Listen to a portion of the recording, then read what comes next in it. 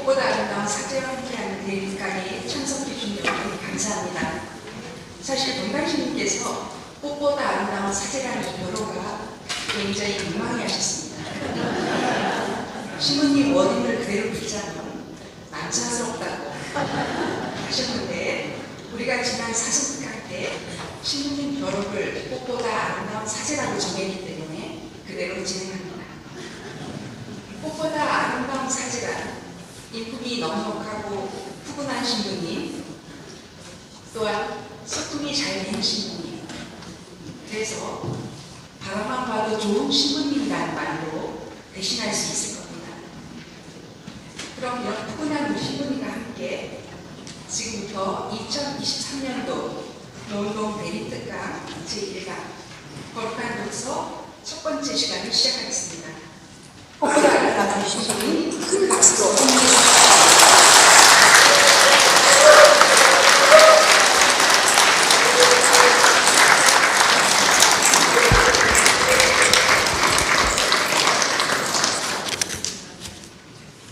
네, 주님의 기도와 성모송으로 시작하겠습니다. 성부와 성자와 성령의 이름으로 아멘. 하늘에 계신 우리 아버지,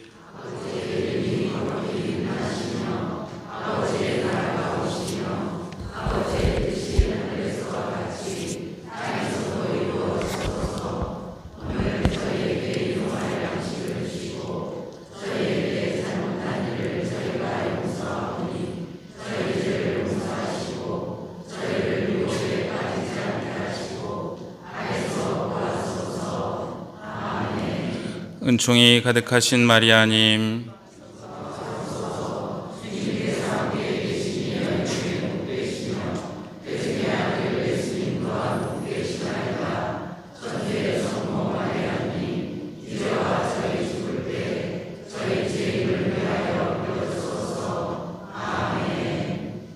성부와 성자와 성령의 이름으로 참예수님, 네, 교육분과장님이 또 이렇게 주보에 꽃보다 아름다운 사제 대림특강, 그래서 이렇게 내지 말라 그랬더니 꼭 이렇게 내야 된다 그래서 그래도 못 내게 하려 그랬는데, 또 시노달리타스 뭐 이런 정신이 있잖아요. 그래서 어쩔 수 없이 이렇게 냈습니다.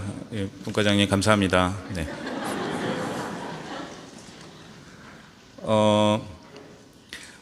이번 대림특강은 거룩한 독서에 대해서 말씀드리고,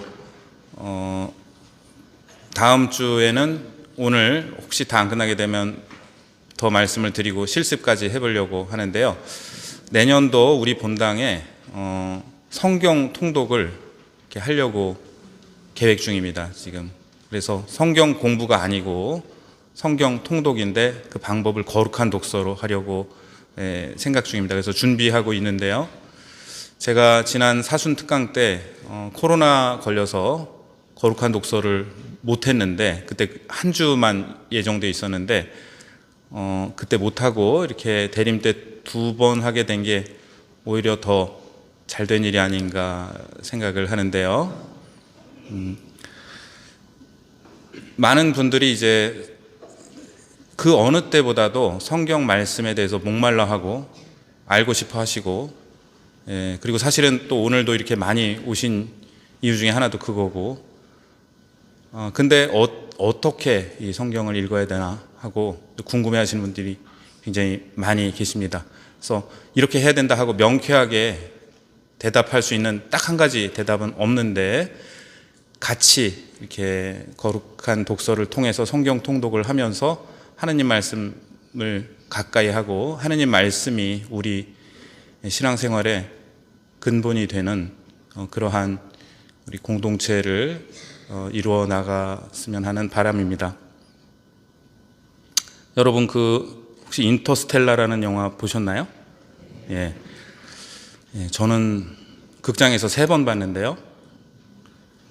그리고 지금도 TV에서 나오면 멍하니 그거 보다 보면은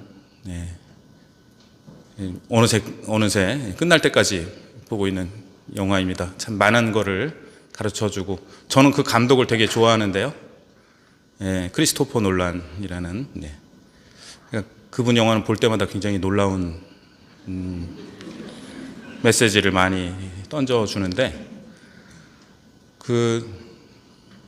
제가 한번 이제 신학교 식탁에서 인터스텔라 영화에 대해서 막 얘기가 나와갖고 막 신나게 얘기를 하는데, 어떤 신부님이 난 그거 무슨 재미인지 모르겠다고 그러시는 거예요. 그래서 제가 이 영화가 이제 우주 영화인데 아이맥스로 촬영을 했거든요. 그래서 아이맥스에서 보면은 더 이렇게 그 영화의 맛이 살아나는데, 이 신부님이 어디서 보셨나? 그래서 신부님 그거 일반 상영관에서 보셨어요? 아이맥스에서 보셨어요? 그랬더니 이 신부님이 난 컴퓨터로 봤어요.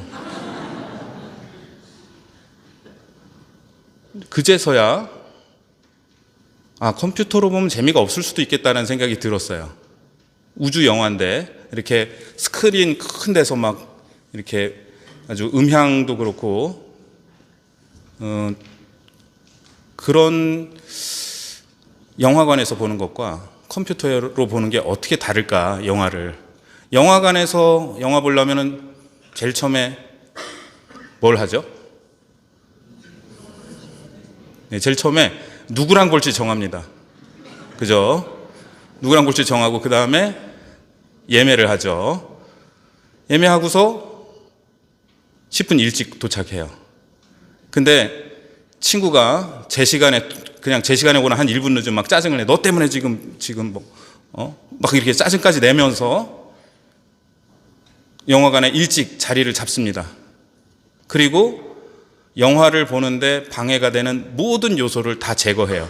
일단 조명을 어둡게 하고 커튼 다 치고 그 다음에 핸드폰 무음으로 다 하고, 성당에서는 잘 안 하는데 어쨌든 무음으로 하고, 이 영화가 나한테 무슨 얘기를 하나 거기에 온 주의를 기울입니다. 그리고 조금 더 영화를 보면은 이렇게 두 번, 세 번째 보면은 이 감독이 나한테 무슨 얘기를 하나, 이 영화를 통해서 이렇게 영화를 보는 것 같아요. 그러고 영화를 보고 나오면 유튜브로 또 찾아봐요. 영화에 대한 평이 어떤가, 이동진 씨는 뭐라고 얘기했나, 이런 거 찾아보고, 내가 그렇게 본 영화는 무조건 재미있습니다. 왜냐하면 재미가 없으면 내가 거기에 투자한 시간과 돈이 아까워요. 그 영화 어때? 그럼 무조건 재미있어요. 재미가 없으면 굉장히 심오해, 이렇게 얘기를 하든가, 뭔가 그 영화가 볼만한 가치가 있어요. 그런데 컴퓨터로 영화를 볼 때는 우리 컴퓨터 영화 봐야지 하면서 막 불 다 끄고 막 커튼 치고 문 잠그고 핸드폰 다 막 이렇게 무음하고 그러고 보지 않잖아요. 이렇게 한쪽 손이 마우스에 이렇게 올라가 있어요. 그래서 이렇게 건너뛰려고 그렇게 보다가 배고프면은 이제 일시정지 눌러놓고 가서 이제 컵라면 끓여 먹고 막 먹다가 전화가 오면 받아야 또 뭐해? 아무것도 안 해. 아무것도 안 하는 거예요, 지금. 그렇게 보고 난 영화는 재미있지 않을 수도 있어요. 그러니까 재미없을 수도 있습니다. 왜냐하면 내가 거기에 별로 투자를 안 했기 때문이에요.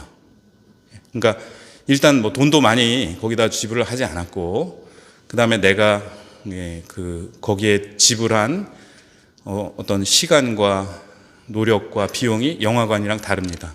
제가 이 말씀 왜 드리냐 하면은, 우리가 성경을 읽을 때 저는 성경을 읽어도 별로 와닿지가 않아요. 그럴 때 내가 영화 한 편 보는 것만큼 정성을 들였는가. 오늘 복음 묵상을 한다고 할 때 정말 불 다 끄고 핸드폰 무음으로 하고, 하느님께서, 그러니까 첫 번째로는 이 성경 말씀이 나한테 무슨 얘기를 하는가, 거기에 귀를 기울이고, 두 번, 세 번 읽으면서 하느님께서 이 말씀을 통해서 나한테 무슨 말씀을 하시는가, 거기에 온갖 주의를 기울이고 그러고 성경을 읽고 묵상하면 뭔가 의미가 있습니다. 그런데 그렇지 않고 내가 컴퓨터로 영화를 보는 것처럼 이렇게 무슨 말씀 나한테 해주실래나 하고 읽어봤는데 별 말씀 아닌 것 같고, 그러면은 나한테 그 말씀이 와닿는 게 굉장히 이렇게 쉽지 않습니다. 그래서 우리가 성경 말씀을 읽을 때 적어도 영화 보는 것만큼은 노력을 그거보다 이상으로 준비하고 노력해야 하지 않는가. 그러면 어떻게 준비를 하고 어떻게 노력을 할 것인가, 이것이 이제 거룩한 독서에 해당한다고 하겠는데요. 우선 이제 유인물 가져오셨죠? 네. 우선은 가톨릭 교회 교리서가 성경에 대해서 어떻게 얘기하는지 먼저 함께 보겠습니다. 1. 그리스도, 성경은 유일한 말씀. 101항 같이 읽어보실까요?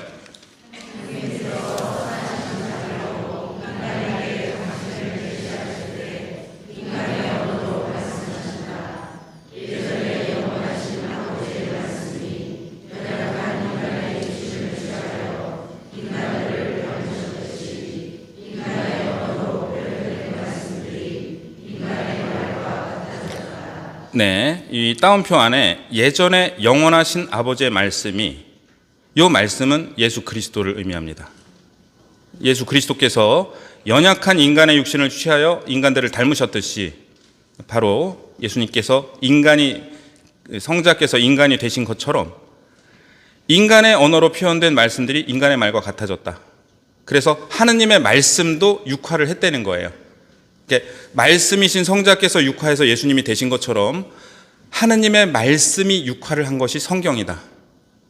두 가지의 지금 육화를 이야기하고 있습니다. 102항 같이 읽어보실까요?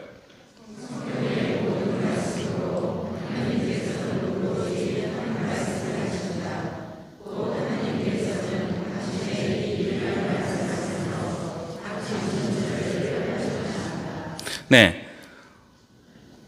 말씀에 작은 따옴표가 있는 게 있고 없는 게 있어요. 그 없는 건 뭐냐 하면은 말씀이에요. 작은 따옴표 있는 거는 성자 예수 그리스도를 의미합니다. 왜 작은 따옴표를 넣냐 하면은 외국어는 이거를 대문자로 표시하면은 구분이 되는데 우리말은 그게 없으니까 작은 따옴표로 한 거예요. 그래서 성경의 모든 말씀으로 하나님께서 한 가지 말씀하시는데 그 말씀이 바로 예수 그리스도이시고 이 유일한 말씀 예수 그리스도 안에서 당신 전체를 표현하신다. 103항 읽어보겠습니다.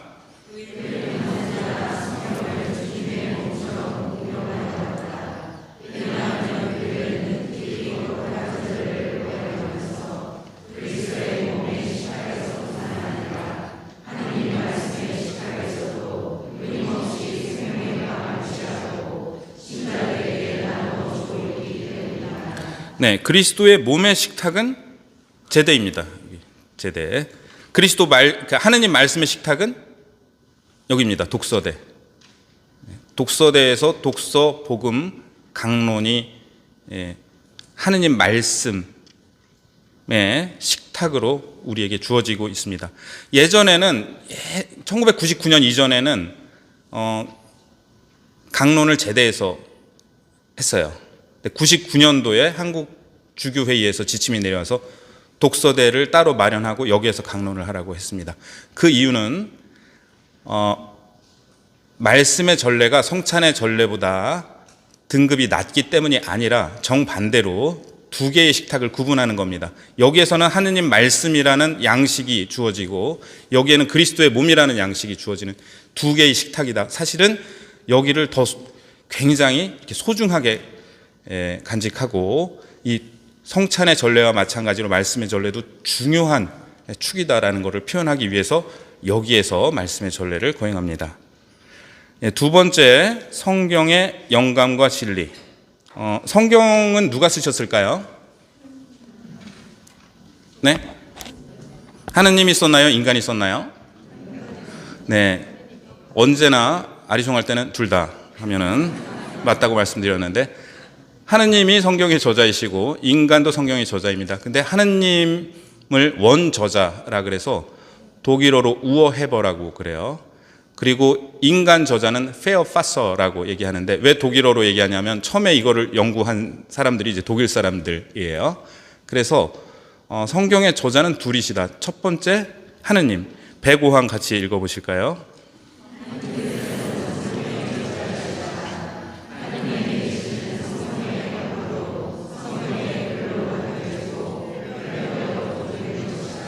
네. 그다음 106항이요.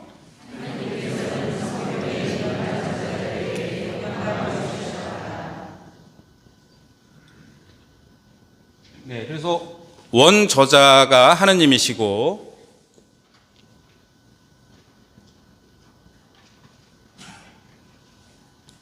인간 저자가 있는데 이 인간 저자의 의도를 파악하는 게 성경 공부입니다.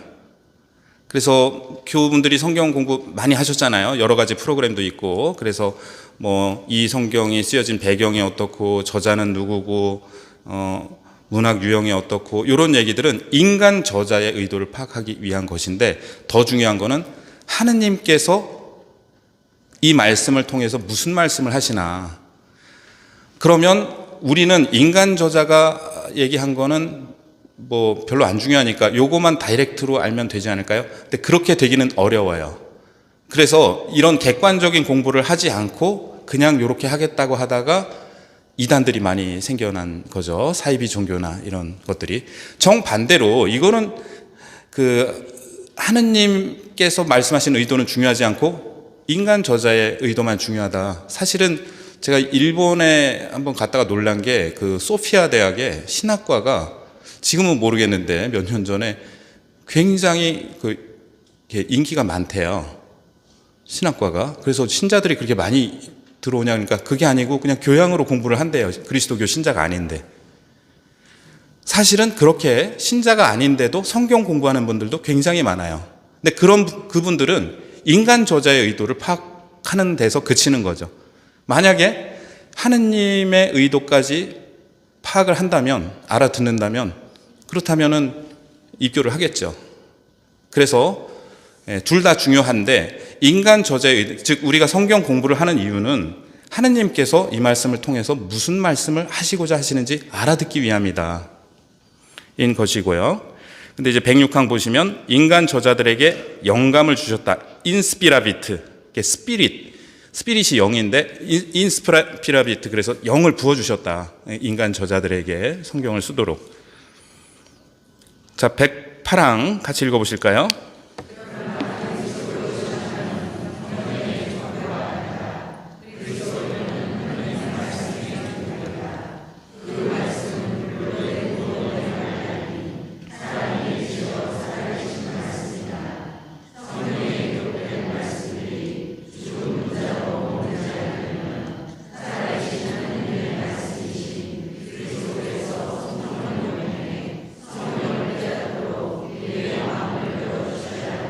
네.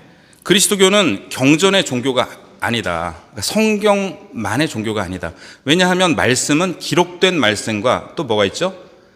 기록되지 않은 말씀이 있고, 기록되지 않은 말씀을 우리가 성전이라 그러죠. 그러니까 성경과 성전이 있는데, 말씀의 종교다. 이 두 가지를 합친 말씀의 종교다라는 의미가 아니라 여기에는 역시 따옴표가 들어있죠. 예수 그리스도께서 하느님의 말씀이시기 때문에 그 기초 위에 세워진 종교다라는 것이고, 그래서 하느님이 말씀이신 그리스도께서 성경을 깨닫도록 우리 마음을 열어주셔야. 이거는 이제 엠마오로 가는 두 제자가 나중에 했던 얘기잖아요. 길에서 그분께서 말씀을 풀이해 주실 때 우리 마음이 뜨거워지지 않았던가. 그래서 우리가 성경을 읽을 때 그리스도께서 성령을 통해서 말씀을 풀이해 주신다. 우리의 마음을 열어주신다. 우리의 마음을 열어주셔야 우리가 말씀을 더 잘 이해한다. 이건 되게 높은 경지인가 보다. 그렇지 않아요. 그냥 내가 성경 읽으면서 마음이 뜨거워지면 그렇게 해주신 거예요. 109항 같이 읽어보시겠습니다.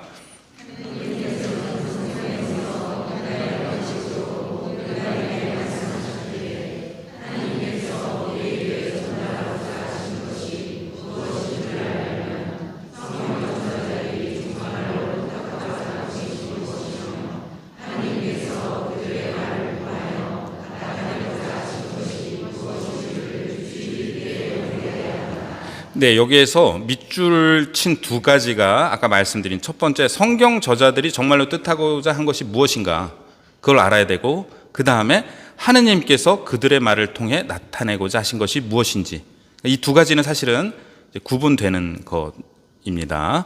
110항 읽어보실까요?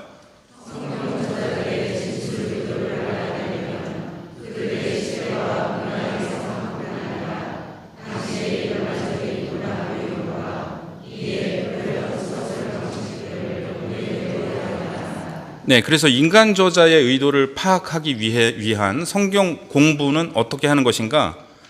그 시대와 문화의 상황, 당시의 일반적인 문학 유형. 그러니까 예를 들면은 어떤 서간에 보면 바오로 사도 나 바오로가 이 글을 씁니다 하고 썼는데 사실은 바오로 사도가 쓴 게 아닌 서간이 있어요. 제자가 쓴 거예요. 근데 왜 이렇게 썼느냐? 당시의 문학 유형이에요. 오늘날은 그렇게 쓰면 잡혀가죠. 예, 친저성 논란 이렇게 논란이 되지만 당시에는 내가 이 사람의 제자이면은 이렇게 쓰는 게 예의였어요. 그래서 당시의 문학 유형과 오늘날의 문학 유형이 다르다.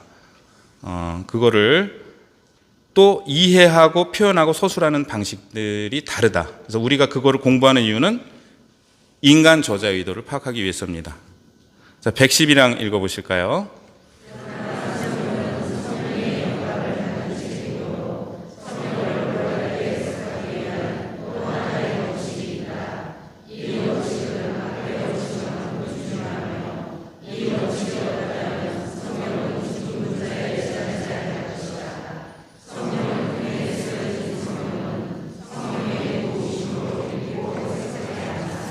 네, 앞에 110항이 인간 저자의 의도를 파악하기 위한 방법을 얘기했다면 111항은 원 저자이신 하느님의 의도를 파악하기 위해서 어떻게 해야 되느냐? 성령을 통해 쓰여진 성경은 성령의 도우심으로 읽고 해석해야 한다. 이거 당연한 거죠. 성령께서 쓰셨다, 성령의 영감으로 쓰여졌다 그러면 성령께서 우리를 이끌어 주시지 않으면 올바로 이해할 수 없습니다. 반드시 기도 안에서 읽어야 되는 거죠. 자, 그 다음 문장 같이 읽어보실까요?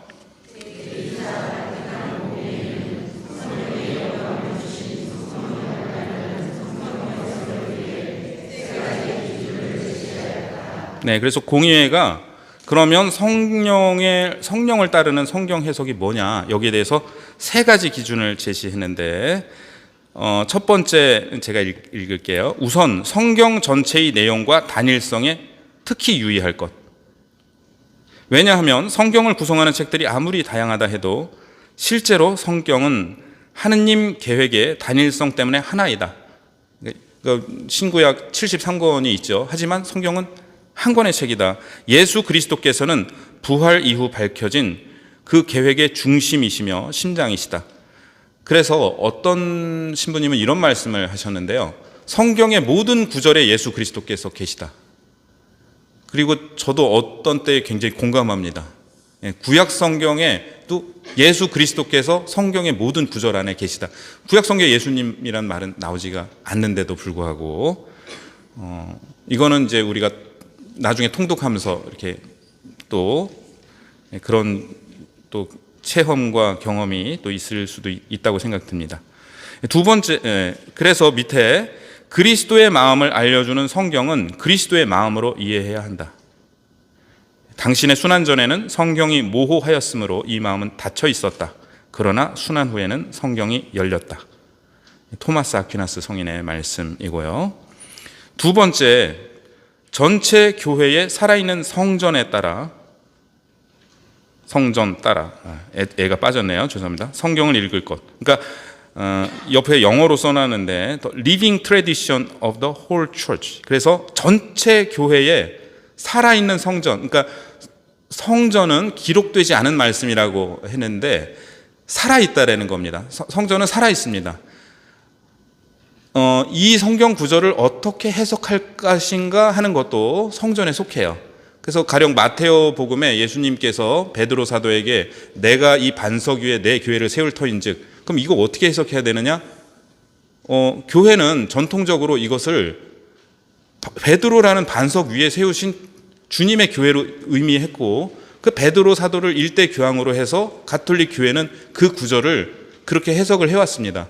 그러면 그렇게 해석을 하고 있는 게 성전인 거예요. 그리고 교황님께서 계속해서 회칙을 내고 계시고 또 가르침을 교황님의 찬미 받으소서를 비롯해서 이렇게 회칙과 권고와 여러 가르침을 주시는데 이러한 교도권의 가르침도 성전에 속합니다.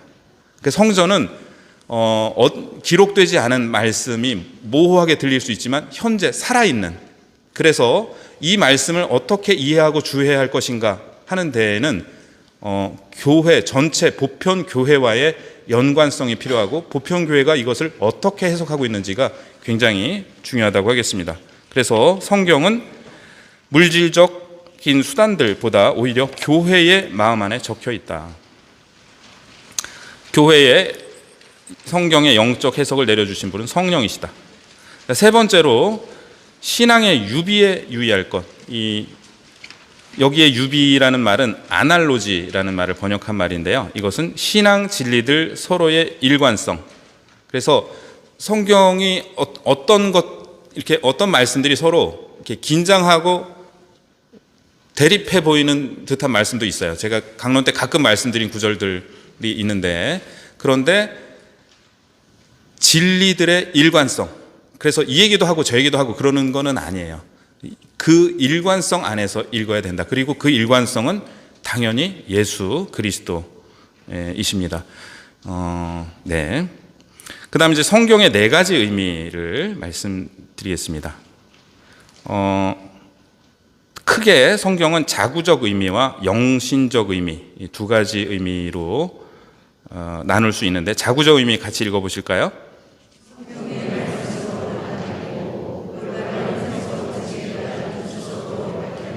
네, 그래서 이 말씀이 그 글자 그대로 의미하는 바가 우선 성경의 의미인 거예요. 그게 자구적 의미고, 두 번째 영신적 의미 읽어보실까요?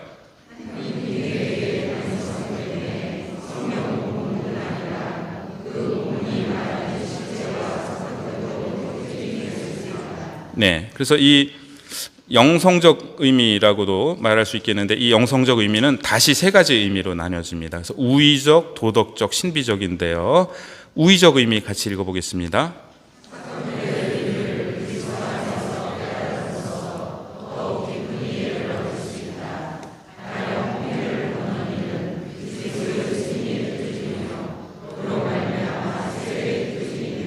네, 그러니까 이 우의적 의미는 우리가 부활 성야 미사 때 그 홍해를 건넌 장면을 읽잖아요. 그거랑 이거랑 무슨 상관이지?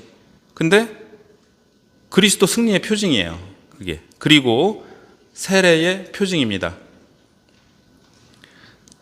사건들의 의미를 그리스도 안에서 깨달음으로써 더 깊은 이해를 얻는 것을 우의적 의미라고 교리선 얘기하고 있고요. 그 다음 도덕적 의미 같이 읽어보실까요?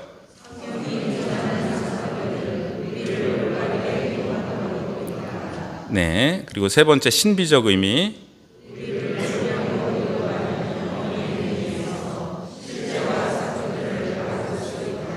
네, 그래서 이게 초대교회 교부들이 말한 네 가지 성경의 의미예요. 자구적 의미, 우의적 의미, 도덕적 의미, 신비적 의미. 이것을 교부들은 사두마차라고 표현했어요. 그 벤허 영화 보시면 말 네 마리가 끄는 마차 있잖아요. 이 말 네 마리가 끌고 있다. 예를 들어서 그 각주를 보시면 성경의 구약 성경에 예루살렘이 나오는데, 이거를 자구적 의미는 예루살렘이에요. 그 도시, 지금 이스라엘에 있는. 우의적 의미는 뭐냐? 교회를 뜻하고, 도덕적 의미는 영혼, 신비적 의미는 천상 도시. 그래서 시편에 보면 바빌론강 깃을 거기에 앉아 시온을 생각하며 눈물 젓노라 이렇게 하면서, 내 만일 예루살렘 너를 잊는다 하면 내 오른손 그 손씨도 잊혀지거라. 여기에서 자구적 의미는 뭐냐? 바빌론에 유배 간 사람들이 그리워하고 있는 예루살렘이에요. 근데 우의적 의미는 뭐냐?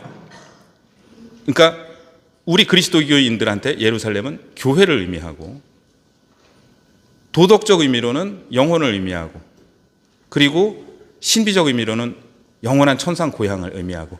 그래서 이 예루살렘이라는 단어 안에 적어도 네 가지 뜻이 있을 수 있다. 그러면 앞으로 성경 읽으면서 그러면 이 말씀의 우의적 의미는 뭘까? 도덕적 의미는, 그러실 필요 전혀 없고, 굳이 이 말씀을 드리는 이유는 성경을 묵상하고 나눔을 하다가 나는 이렇게 묵상했는데, 그러면은 그거 틀렸어, 그게 아니고 내가 그 책 읽어봤는데 그렇게 하는 거 아니야, 이게 맞아, 이러시면 안 된다는 얘기예요. 왜? 그분은 지금 도덕적 의미를 얘기할 수 있어요.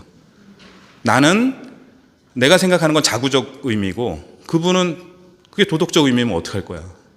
내가 이 성경 읽고 이렇게 열심히 잘 살겠다는데. 그러면 그래서 우리가 서로 성경 묵상 나눔할 때 그 말씀 틀렸다 이렇게 얘기하는 거는 굉장히 좀 위험한 얘기입니다. 그래서 그렇게 하지 않도록 하시면 좋을 것 같고요.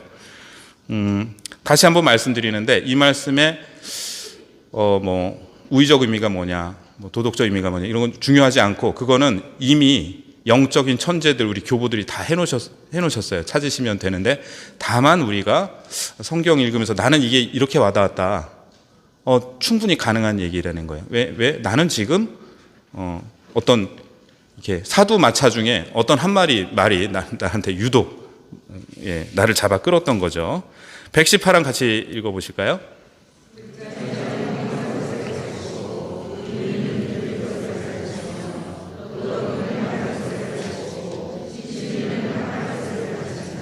네, 그리고 이제 119항 보시면 성경 해석에 관한 이 모든 것은 결국 하느님 말씀을 보존하고 해석하라는 하느님의 명령과 그 직무를 수행하는 교회의 판단에 속한다.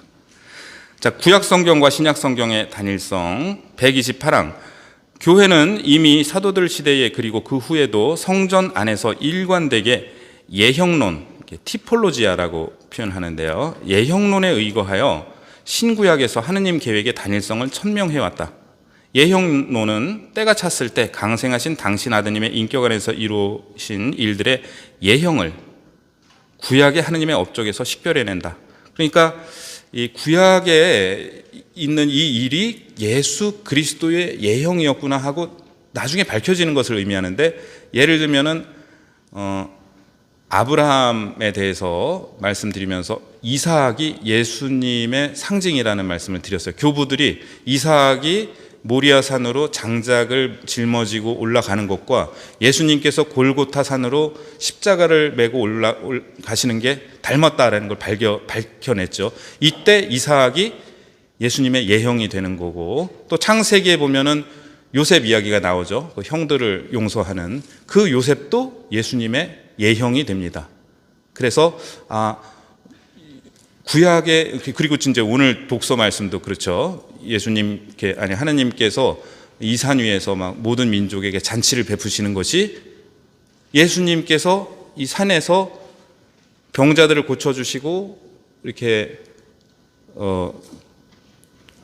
빵을 배불리 4,000명을 먹이신 기적의 예형인 거예요. 그런데 그럼 빵을 배불리 먹었구나가 아니죠. 이거는 또 성체성사의 예형인 거죠. 그렇게 해서 예형이란 말은 그렇게 이해하시면 되고 129항 같이 읽어보실까요?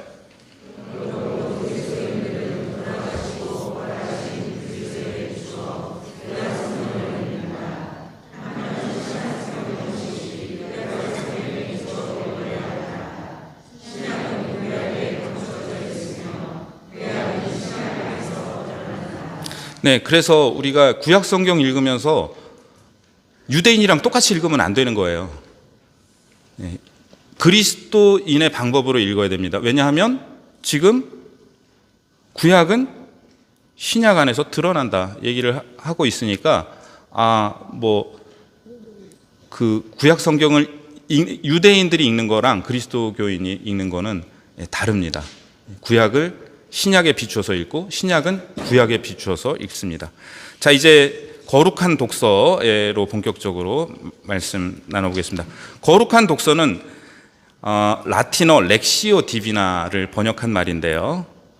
디비나 하면은 디비나가 무슨 뜻일까요? 네, 거룩한이라는 뜻이 아닙니다. 거룩한은 사크라예요. 그러니까 영어로 홀리는 거룩한인데 그거보다 더 센 말이 디비나입니다. 디바인, 신적인.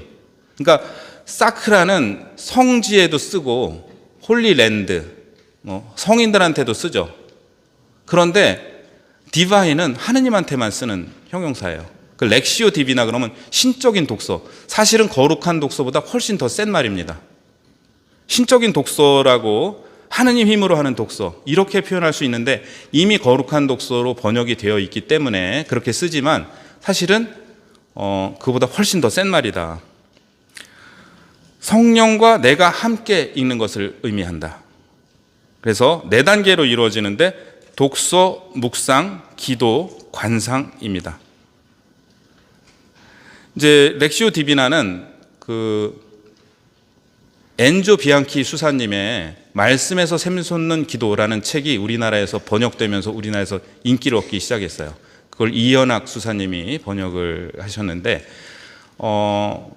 이태리도 지금 마찬가지고 갑자기 이렇게 거룩한 독서 붐이 일어났습니다. 그런데 갑자기, 그러니까 어느 날 갑자기 방법을 개발한 게 아니라 거룩한 독서에서는 예수님, 성모님도 거룩한 독서를 하셨다 이렇게 보고 있어요. 여러분 혹시 개신교의 큐티라고 들어보셨나요? 예.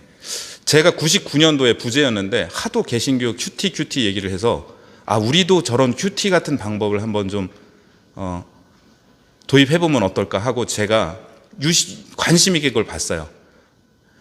큐티는 quiet time의 약자인데, 그러니까 캠브리지 대학에 있던 그 개신교 학생들이 만들었다는 설이 있고, 캠브리지 대학 출신의 선교사들이 만들었다는 설이 있고, 어쨌든 19세기의 개신교에서 만든 방법이고 좋은 방법이에요. 근데 구성이 어떻게 되어 있냐? 읽기, 묵상, 기도예요. 자, 그럼 렉시오 디비나랑 어떤 차이가 있을까요? 네, 이거 지금 뭐 유튜브에 올라가면 많은 댓글이 달릴 것 같은 느낌이 드는데, 렉시오 디비나에서 관상이 빠진 겁니다. 그래서 저는 큐티를 표명하는 게 아니고 굉장히 좋은 방법인데, 관상은 사실 개신교에게 굉장히 낯선 기도 방법이에요.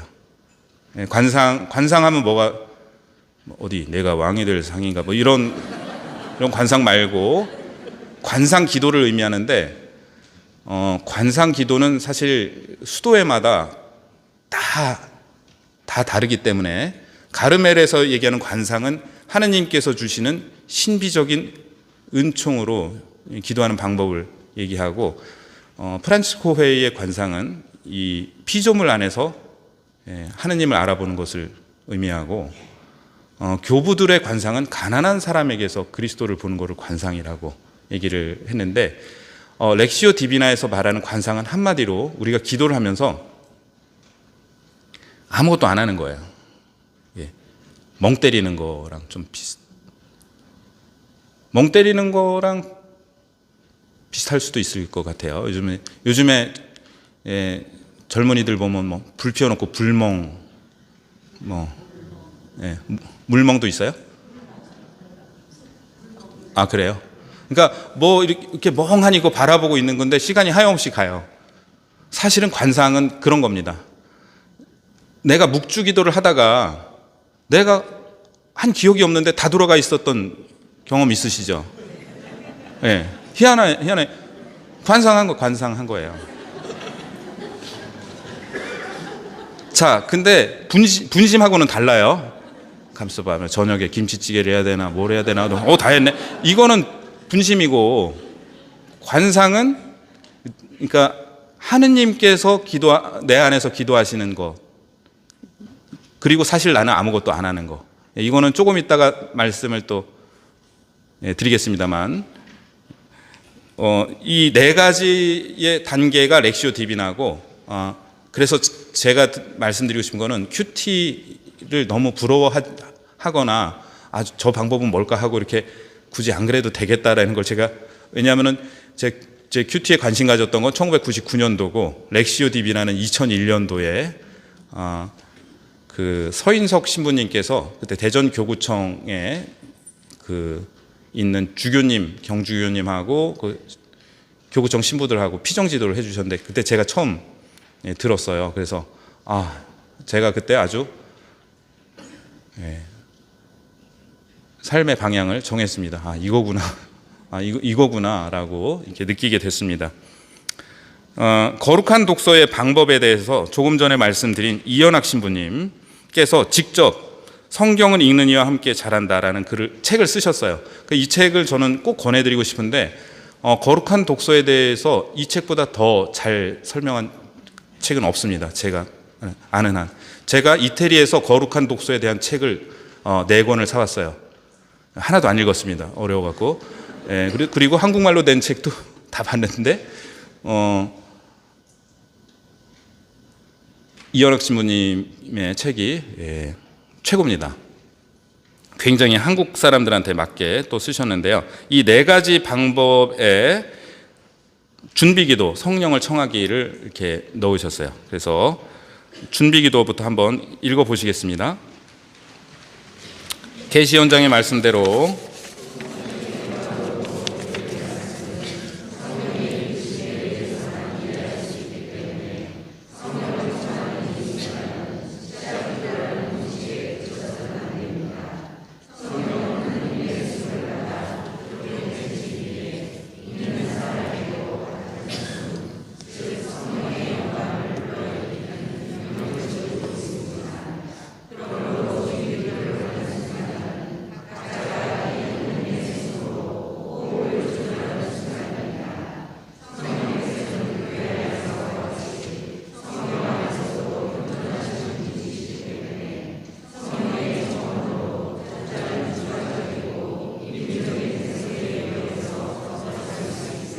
네, 감사합니다. 단순히 시작 기도가 아니다. 그래서 성경은 인스피라시오, 하느님의 숨을 받아 기록된 책이기에 읽는 사람에게도 같은 숨, 엑스스피라시오 능력을 지니고 있습니다. 그래서 준비 기도를 할 때 이제 하느님의 숨으로 호흡을 조절하는 순간이다. 숨을 천천히 들여 마시고 내쉬어 보시겠어요? 지금?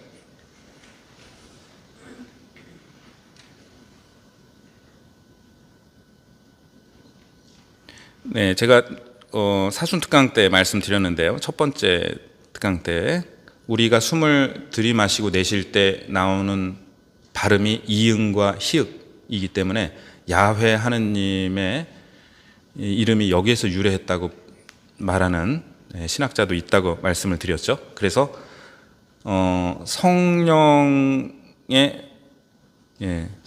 청하면서 하느님께서는 성령을 청하는 기도를 절대 거절하지 않으세요. 그래서 내가 성령을 청했는데 성령 오셨나? 라고 궁금해하지 마세요. 너희가 악해도 자녀들에게 좋은 것을 줄 알거든. 하물며 하늘에 계신 내 아버지께서야 너희에게 얼마나 좋은 것, 곧 성령을 주시지 않겠느냐. 그 전에 두드려라, 청하여라, 구하여라, 그 말씀이 성령을 그렇게 청하라는 말씀이에요. 루카복음에서는.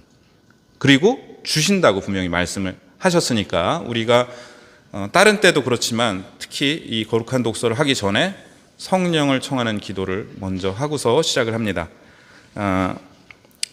준비 기도의 이 순간이 얼마나 중요한지 아무리 강조해도 지나치지 않습니다. 경험으로 보자면 준비 기도가 부실해서 거룩한 독서에 결실이 초라한 경우가 의외로 많습니다. 마치 일광욕을 하는 사람처럼 필요 없는 옷을 모두 벗어버리고 말씀이라는 태양의 따뜻한 현존 아래서 자기 모습을 있는 그대로 노출시키며 그분을 기다려야 합니다.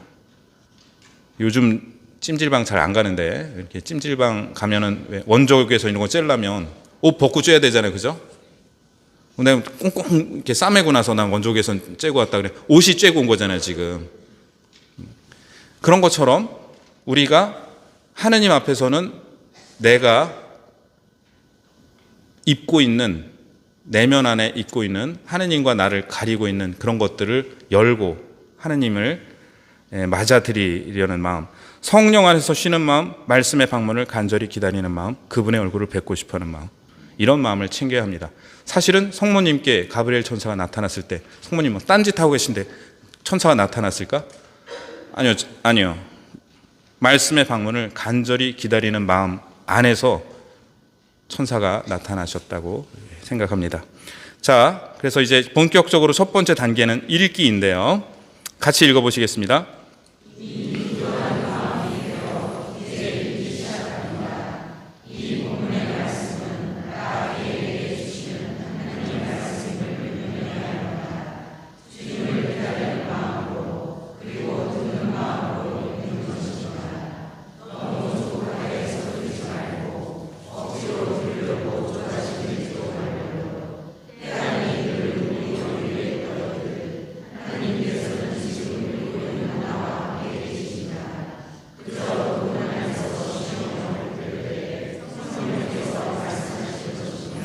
네, 중간에 듣는 마음에 밑줄 쳐놨습니다. 제가 듣는 마음이 뭘까요?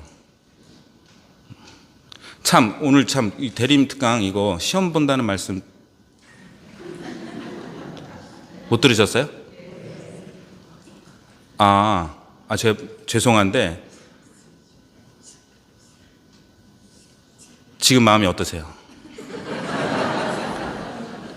이게 듣는 마음입니다. 네.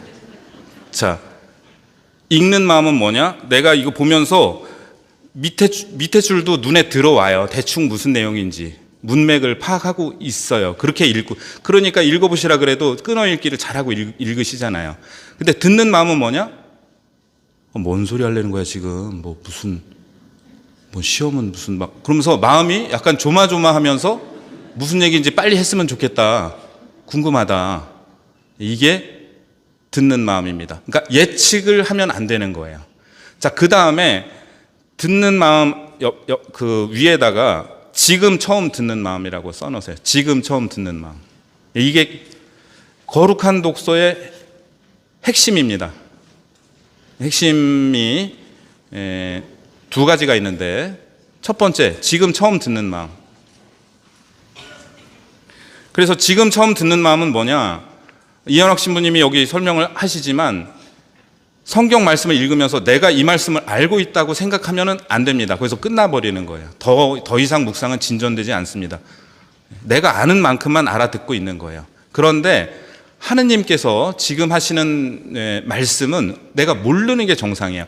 그리고 제가 이거에 대해서 지지난 주일 그리스도 왕 대축일에 강론 때 말씀을 드렸는데 지금 처음 듣는 마음으로 읽어야 되는데 그때 제가 영어 미사 강론 준비하면서 영어 성경 들고서 읽으니까 진짜 관사 하나, 토시 하나 이렇게 읽죠. 그런데 우리말 성경도 그렇게 읽으면은 거룩한 독서를 할 때 굉장히 그게 필요한 자세고, 그리고 제가 권해드리고 싶은 거는 200주년 신약 성경. 이렇게 분도 출판사에서 한국 천주교 200주년을 맞이해서 번역한 성경이 있는데 이게 원문 그대로 번역을 했습니다. 원문이랑 가장 가까운 성경이에요. 그래서 지금 우리가 쓰고 있는 전래 때 쓰고 있는 새번역 성경은 원문을 조금 변형을 해서 교우들이 알아듣기 더 쉽게 했습니다만 거룩한 독서를 할 때는 200주년 신약 성경이 저는 더 좋다고 생각을 하고, 그거는 이제 신약 성경밖에 없어요. 그래서 하여간 저는 이렇게 히라버를 잘 몰라서 히라버랑 영어랑 이렇게 인터라이너라 그래가지고 한 줄씩 돼 있는 성경을 읽거든요. 그거를 읽고 우리말 번역이랑 다르네 하고서 제가 다시 이렇게 해놓고 나중에 200주년 신약 성경 보면 이거부터 볼 걸. 왜냐면 그대로 해놨어요. 그래서 조금 그 방법도 권해드리고 싶습니다. 그래서 지금 처음 듣는 마음으로 한 글자 한 글자 정성을 다해서 읽는 것이 굉장히 중요합니다. 그리고 거기에서 내가 전혀 생각지도 못했던 어떤 부분에서 하나님께서 말씀을 건네시는 거예요. 우리는 그거를 하려고 지금 거룩한 독서를 하는 거지, 그게 아니고 내가 많이 알고 있는 거 재확인하려고 하는 게 아니고 남들이 뭐라고 하는 것 들으려고 그러는 것도 아닙니다. 자, 그 다음 단락 같이 읽어보실까요?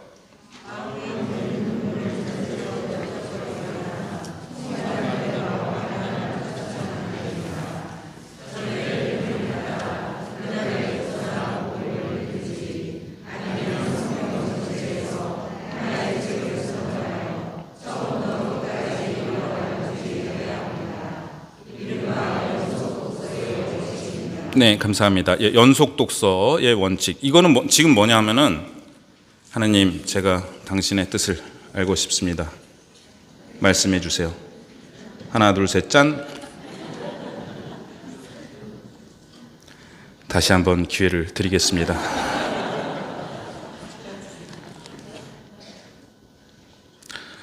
삼위일체이시니까 세 번째. 이렇게 하지 말라는 거예요. 이거는 그냥 우연의 일치고, 어떤 성인들이 이렇게 하신 적 있습니다. 있는데 여러 방법 하시고 마지막에 하실 때도 그렇게 있는데, 우리는 하느님 말씀 알아듣기 위해서 그렇게 하지 말고, 연속 독서는 뭐냐, 내가 성경을 지금 읽기 시작했으면 처음부터 끝까지 읽는 그 순서대로 읽고, 아니면 매일 독서와 복음 묵상하는 것도 연속 독서입니다. 그리고 그게 굉장히 좋은 거예요. 또 하나 중요한 것은, 같이 읽어보실까요? 한 본문을 두고 이미 안다고 말하지 말라는 것입니다. 물이 화학적으로 H2O라고 아는 것과 더운 여름날 땀 흘리며 산을 타다가 깊은 계곡 바위 틈에서 샘솟는 물 한 모금으로 목을 축일 수 물맛이 어떤지를 아는 것은 아무 관계가 없습니다. 죄송합니다. 제가 오탈자 확인했는데 틀렸네요. 목을 축일 때. 그래서 좀 전에 말씀드린 거예요. 이미 안다고 말하지 마라. 체험의 수준에서 본문은 언제나 새롭습니다. 교부들은 이를 영원한 젊음이라고 표현했습니다. 다 안다고 말할 때 우리는 본문에 숨어있는 말씀에 귀 기울이지 않고 스스로의 말에 귀 기울이기 시작합니다. 이게 제일 슬픈 겁니다, 사실은. 그러니까 말씀을 듣는다고 해놓고는 내 말에 귀 기울여 놓고, 하나님께 이렇게 말씀하셨다. 그리고 하나님의 말씀은 겸손해서, 야, 어떻게 표현을 이렇게 예술적으로 하셨나. 하나님 말씀은 겸손해서 다 안다는 사람에게 그렇지 않다고 설득하지 않습니다. 그래, 네가 많이 알아, 나보다 많이 아네. 그러고 하나님 말씀 겸손하시다는 거예요. 내가 말하기 시작할 때 말씀께서 침묵하시는 것은 당연한 일입니다. 우리가 소통하려면 대화해야 되잖아요. 대화를 하는데 내가 실컷 떠들어. 막 어떤 사람 만나서 막 1시간 만나는데 55분을 내가 떠들고서, 난 걔랑 오늘 소통했어, 진짜. 너만 떠들었잖아. 자, 우리가 성경 말씀, 하느님 당신의 말씀을 듣고 싶습니다 해놓고 내가 하는 것만 계속 하느님께 얘기해놓고, 그렇게 하면 안 된다라는 말씀이에요. 우리는 이미 안다고 말하지 마라. 결국 내가 말하기 시작할 때 말씀께서 침묵하신 것은 당연한 일입니다. 결국 이 경우 거룩한 독서는 여기서 그만 끝나게 됩니다. 그러나 읽기 단계의 간단한 규칙들을 익히고 존중할 때 우리는 본문이 측량할 수 없는 의미의 깊이를 지니고 있다는 것을 금방 깨닫게 됩니다. 예컨대 해당 본문을 전체 문맥에 놓고 읽기, 여기서 밑줄 그었고요. 본문의 구조를 파악하기, 복음서의 경우 병행 구조를 참조하며 비교하기. 요거는 조금은 나중에 하셔도 될 것 같아요. 이거는 오히려 헷갈릴 수가 있고. 자, 이야기의 시간과 장소, 등장 인물들과 그들 각자에 해당하는 동사들을 관찰하기. 이거는 굉장히 좋은 방법입니다. 그래서 시간, 장소, 인물, 동사들을. 제가 그 정태현 신부님의 거룩한 독서 강의 들어보니까 어느 수도원에서는 수련 기간 동안에 성경이랑 색연필만 준대요. 그러면은 성경에서 이렇게 등장인물들은 다 빨간색으로 칠하고, 그 다음에 시간에 대한 거는 뭐 노란색으로 칠하고, 뭐 장소에 대한 거 파란색으로 칠하고, 그럼 나중에 막 알록달록해지는데, 그렇게 성경을 읽으면 훨씬 새롭게 읽힌다고 이야기를 합니다. 자, 우리가 이 단계에서 노력할 수 있는 사항들입니다. 이리하여 본문의 중심 메시지가 정확히 무엇인지 파악하게 됩니다. 그 다음 문장 같이 읽어보실까요?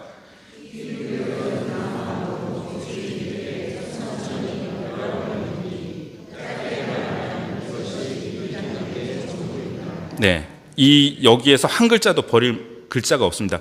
귀 기울여 듣는 마음, 아까 말씀드렸죠. 듣는 마음으로 주의 깊게 천천히 여러 번 읽기. 이것이 읽기 단계 전부입니다. 자, 묵상 같이 읽어보실까요?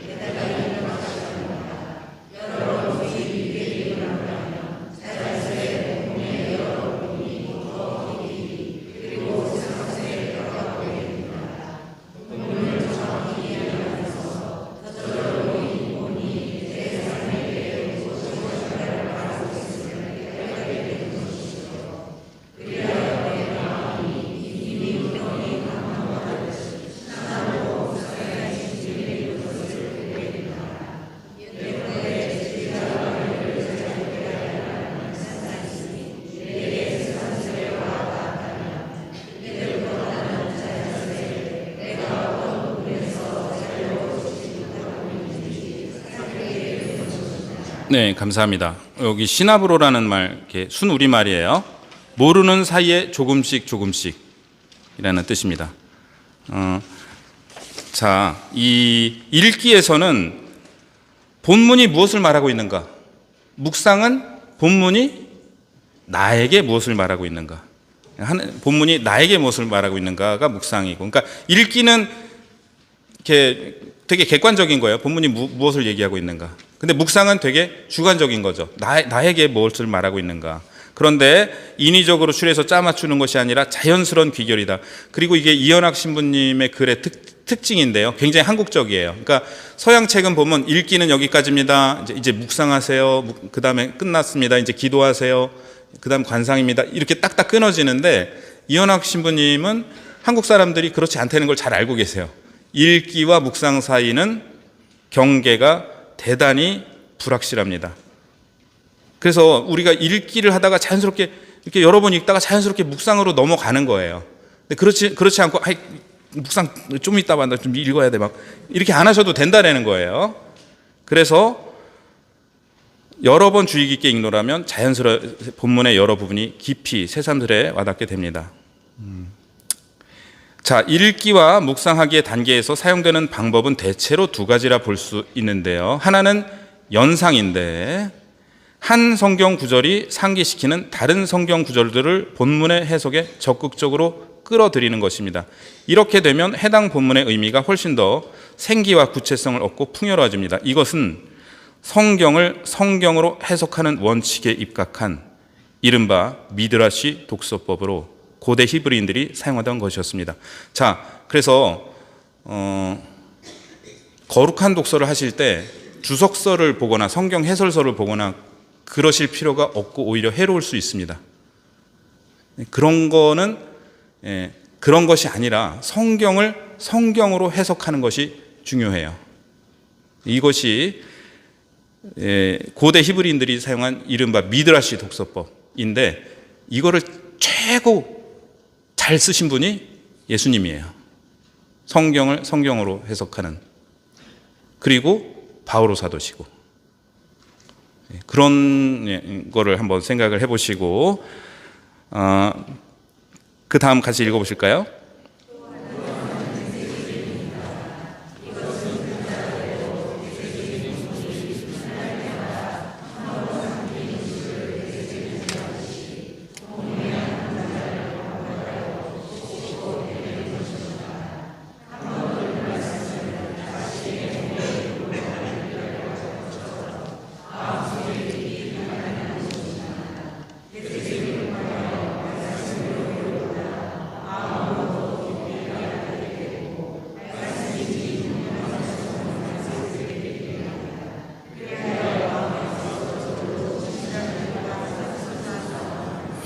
네, 그 지금 중간 정리를 해보면 읽기에서 제일 중요한 거 뭐라 그랬죠? 지금 처음 듣는 마음.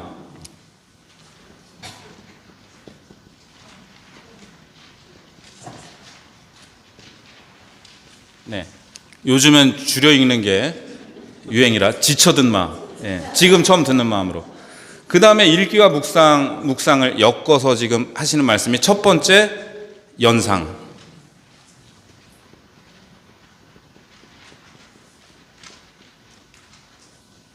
두 번째, 되새김.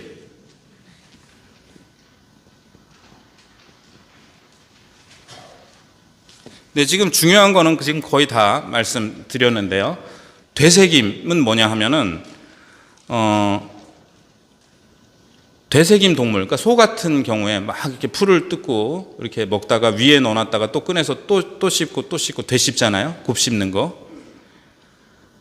한 번 들은 말씀을 몸의 일부라도 만들기라도 할 것처럼 마음속에 깊이 각인하는 것입니다.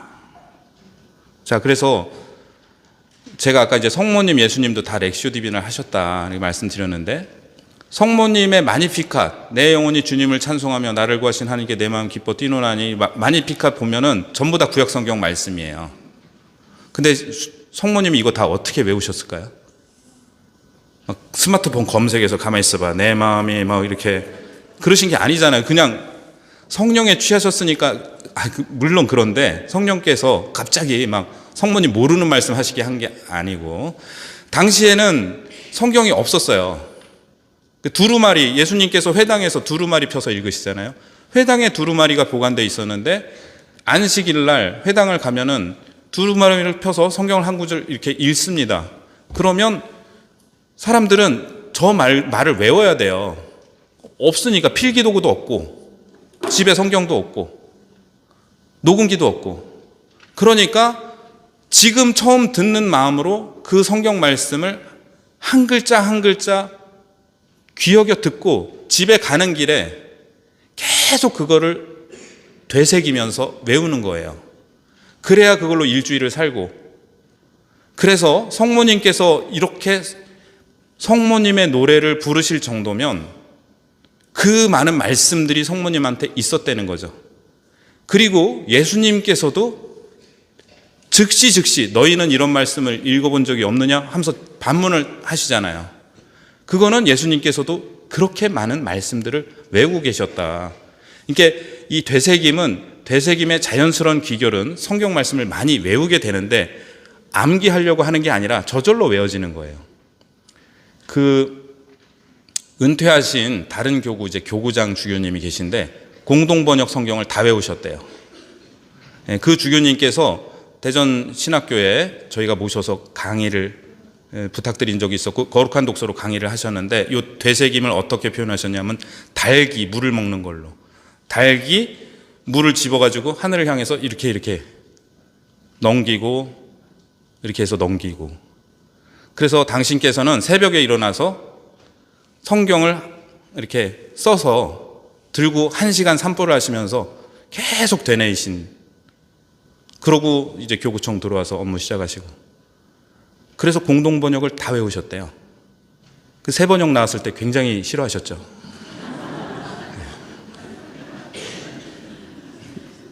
그래서 우리한테 지금 중요한 거는, 되새김에 대해서는 지난번에 한번 말씀드린 적이 있었는데, 제가 어떤 후배가 저한테 굉장히 좀 속상한 얘기를 했어요. 제가 그 얘기를 듣고 좀 부끄럽네요, 말씀드리니까. 3일간 너무 힘들었어요.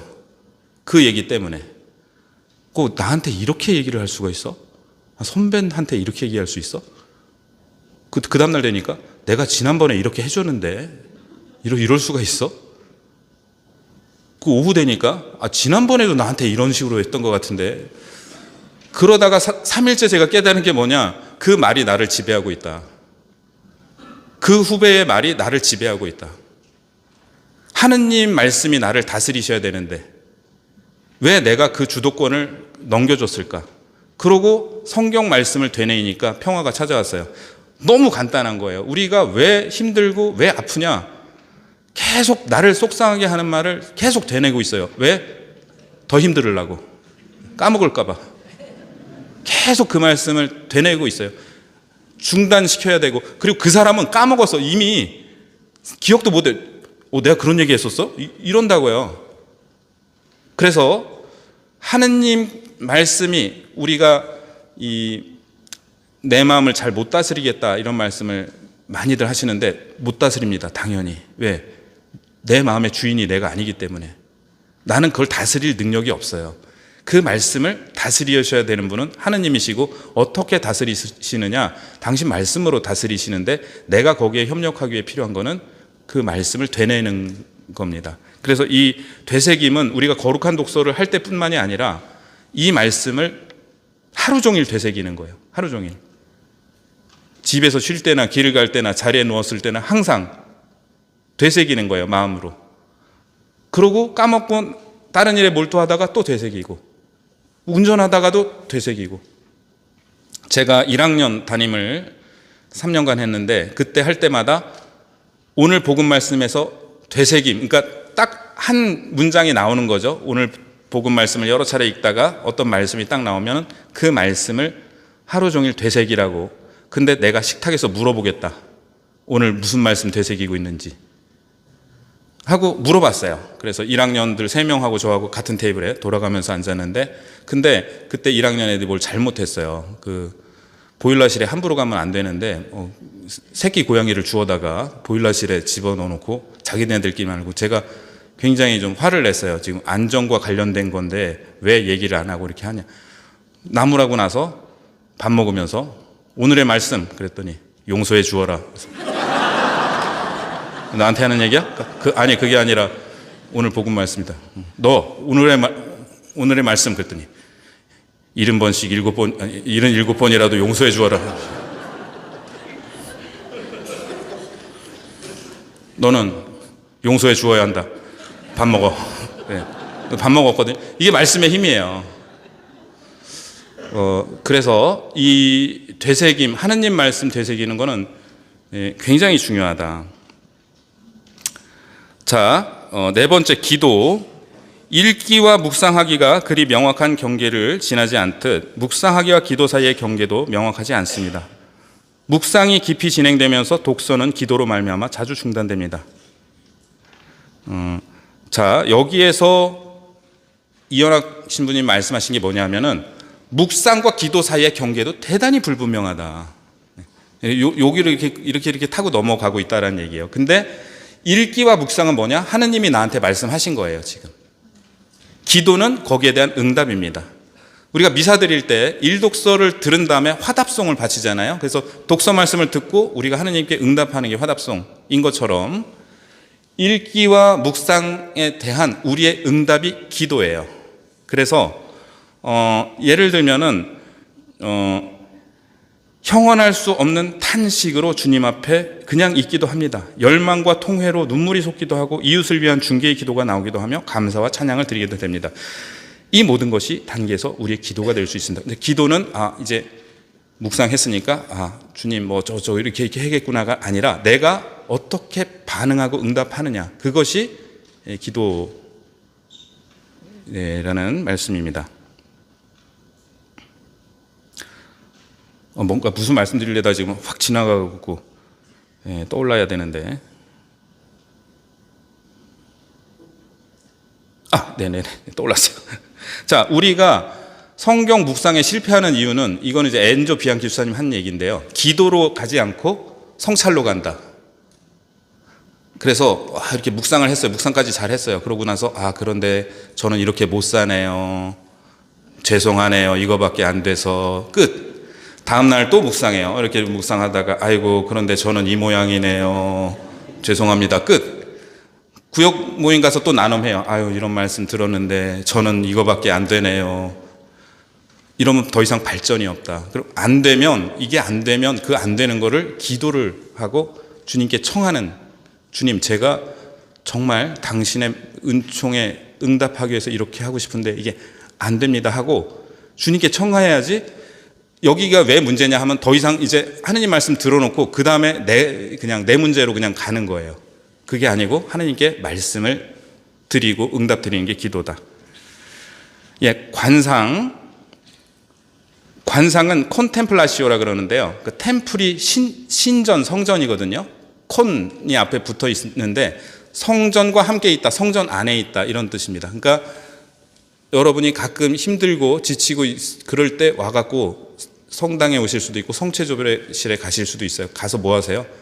그냥 앉아 있어요. 그게 관상이에요. 그게 성전 안에 있으면 되는 거예요. 그러고 뭐 무슨 말씀이 우러나와서 기도를 드린다, 그럼 기도죠. 그런데 그냥 아무것도 안 하고 그냥 하느님과 함께 있는 시간을 가진다, 그럼 그게 관상이고. 그래서 지금까지의 것들은 뭐를 내가 인위적으로 했다 그러면 관상은 이제 다 놓고 하느님께서 하시도록 그냥 두는 겁니다.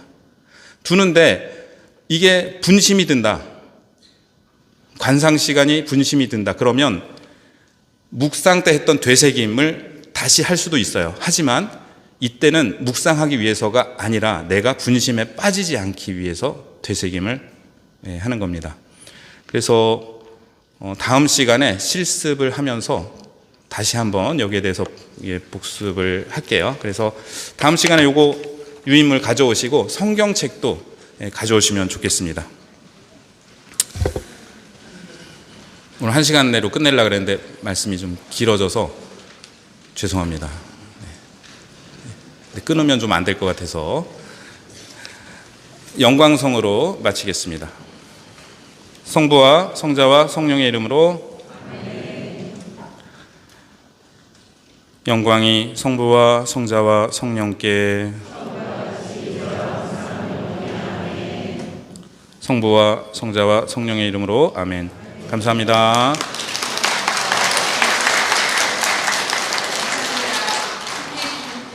고맙습니다. 다음 주 수요일 12월 13일 데이트가 2차로 연결되겠습니다. 신부님 다음 주에는 60분 지켜주세요. 노력해 볼게요.